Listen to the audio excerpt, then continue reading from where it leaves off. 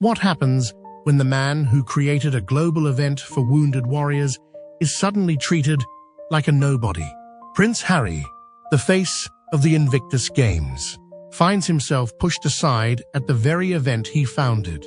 And it's not just a simple mix-up, it's a deliberate move that sent shockwaves through the royal family and the public. The moment Harry and Meghan Markle arrived at the Vancouver Invictus Games, the world was watching closely. But what they saw wasn't what they expected. This was supposed to be Harry's moment to shine, to celebrate the athletes he's championed for years.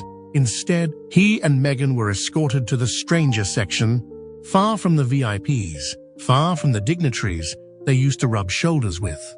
How did this happen? And what does it mean for their future? In today's video, we're diving deep into the real reason behind this public snub, how the Sussexes' image has changed in the eyes of both the public and the Invictus organizers, and what this could mean for their role in the royal spotlight moving forward. Is it a power play by those in charge, or is this the beginning of a permanent shift in their public image? Stick with us as we break down the emotions, the reactions, and what lies ahead for Harry and Meghan. Don't forget to subscribe and hit the notification bell. You don't want to miss what's coming next. You're right. What I provided earlier would likely be a bit short for a full 9-10 minute segment. Let me expand the content to ensure it's more in line with your time requirement. I'll add more detail, context, and depth to the analysis while maintaining a conversational, engaging tone. Let's take a moment to consider this. Prince Harry, a man who created the Invictus Games with his own vision and passion, suddenly finds himself treated like any other attendee, pushed aside to the stranger section at his own event. Is this the final blow to his public image, or is it a necessary reality check for someone who once held the spotlight with ease? For years, Harry has been at the center of the Invictus Games, an event he founded to honor wounded servicemen and women. The Games have symbolized strength, resilience, and unity, with Harry always in the spotlight, surrounded by dignitaries and the media. But what happened in Vancouver this year? Was this just an oversight, or was there a deeper message being sent? Let's take a step back and consider the significance of the Invictus Games. This isn't just any sporting event. It's Harry's brainchild. The event has always been a beacon of hope and recovery for injured veterans. And for Harry, it's been one of the few constants in his life after stepping away from royal duties. Yet, this year, the welcome Harry and Meghan received wasn't the same as it had been in the past.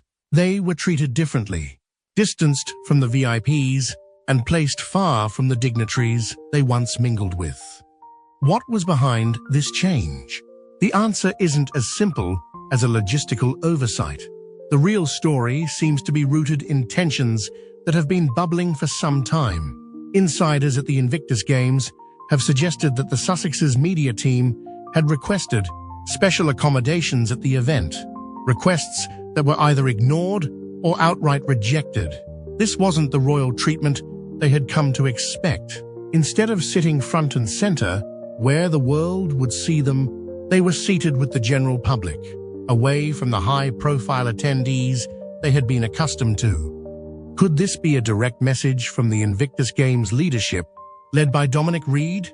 Is this a deliberate attempt to scale back their influence at the event and refocus on the real purpose of the Games?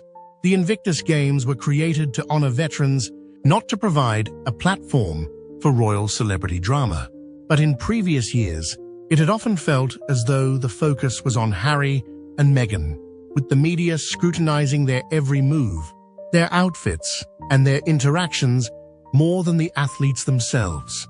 Is it possible that the organizers felt enough was enough? Were they trying to take a step back and remind everyone that Invictus is about the veterans and not about who's sitting front and center? We can look back at the history of the Invictus Games and see how it has always been intertwined with Harry's personal story. In fact, Harry created Invictus in 2014 as a way to honor injured veterans and provide them with a platform to showcase their strength and resilience. The games were supposed to be Harry's legacy, a symbol of his commitment to veterans and their struggles. But over the years, as Harry and Meghan's media presence grew, some began to question whether the true focus of Invictus was being overshadowed by the Sussexes' celebrity status. This is where the shift becomes clear. It seems the Invictus leadership wanted to protect the integrity of the event, to ensure that the focus was on the veterans, not the stars in the audience. So, how did the Sussexes react to this shift? Well, Harry and Meghan's body language at the event told a story of its own. They appeared visibly taken aback, especially Meghan, who is known for her poise and confident demeanor. She looked withdrawn, not her usual self. And Harry, too, seemed far less animated than he had in previous years. This wasn't just about seating arrangements. It was about their place in the public eye and how that had shifted. They may have expected that their previous standing, their past contributions to Invictus, would guarantee them the same treatment they had enjoyed before. Instead, they were faced with the uncomfortable reality that the spotlight was no longer theirs to command. What followed was a media frenzy. The seating arrangements quickly became a talking point across social media and news outlets. Supporters of the Sussexes were furious, accusing the Invictus Games organizers of deliberately sidelining Harry, a man who had built the event from the ground up. On the other side of the debate, critics argued that this was a long overdue wake-up call for Harry and Meghan. The couple's decision to step away from royal duties while continuing to enjoy the privileges that came with royal life had alienated many. The public seemed to be tired of the continuous media circus that followed them, and the decision to place them outside the VIP section was seen by some as a necessary step to refocus attention on the event's original purpose.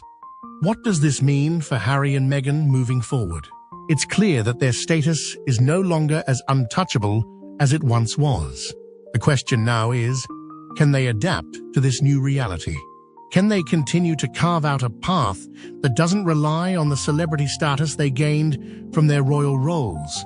Or will they continue to try to leverage their past fame in an attempt to maintain relevance?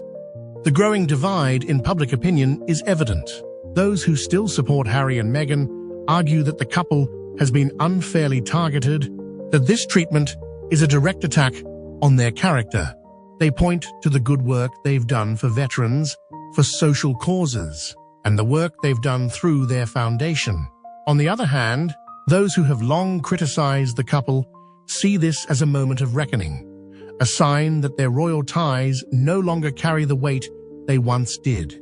The world is changing, and so too must Harry and Meghan's role in it. We've seen similar moments in history when public figures, once adored by all, suddenly find themselves on the outside looking in. It's a humbling experience, to say the least. Think of the celebrities, politicians, or figures who once commanded the spotlight, only to see that attention fade as the public's focus shifted elsewhere. This is the harsh reality that Harry and Meghan are facing now. For years, they operated under the assumption that their royal status would guarantee them a place in the spotlight. But Vancouver showed them that influence is not permanent. It has to be earned, and it must be nurtured. For Harry, this is personal. Invictus was one of the few initiatives he managed to hold on to after stepping away from royal duties. It had been his passion project, his way of giving back to those who sacrificed so much for their countries. To see it shift in such a public way, with him sidelined in favor of the athletes, must have been a tough pill to swallow. What does it mean for him now? Does this mark the end of his influence within the Invictus community? And for Meghan, who has built much of her public image around her advocacy and celebrity status, this must feel like a setback. Her public presence was built on the idea that she was an influential figure, but what happens when that influence starts to slip away? The future for Harry and Meghan isn't clear. Will they continue to push for relevance in the media? Will they lean into their philanthropic efforts and build a new narrative around their charitable work? Or will they try to return to the royal fold, seeking a reconciliation that might restore their public standing? The options are there, but each comes with its own set of challenges. For now, the world watches, and the question is, how will they respond to this shift? Will they adapt, or will they continue to fight for a place in a world that's moved on without them? What do you think? Was this a justified move by the Invictus organizers? Or is this just another example of how the world is turning against Harry and Meghan? Let me know your thoughts in the comments below. And don't forget to hit that like button if you want more in-depth analysis on this unfolding story. As we've seen today, the shift in how Prince Harry and Meghan Markle were treated at the Invictus Games is more than just a seating arrangement. It's a symbol of a larger change in their public status. What was once a golden couple, at the heart of not only the royal family, but also global influence, now faces a stark reality. Their relationship with the Invictus Games, an event Harry built from the ground up, has been tested in a way no one could have predicted. The question remains, is this a permanent shift in their influence or merely a moment of recalibration? Are Harry and Meghan prepared to navigate the evolving landscape of their public lives?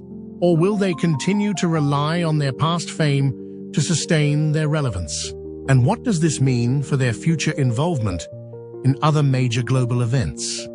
It's clear that the public perception of them is changing, but the path forward remains uncertain. Will they adapt and reinvent themselves, or will they try to force their way back into the spotlight they once held so firmly? I want to hear your thoughts. Do you think the Invictus Games controversy marks the beginning of the end for their public image, or do you believe they can reclaim their former status? What do you think their next move should be? Let's keep the conversation going in the comments below. Don't forget to like this video and subscribe to our channel for more royal updates.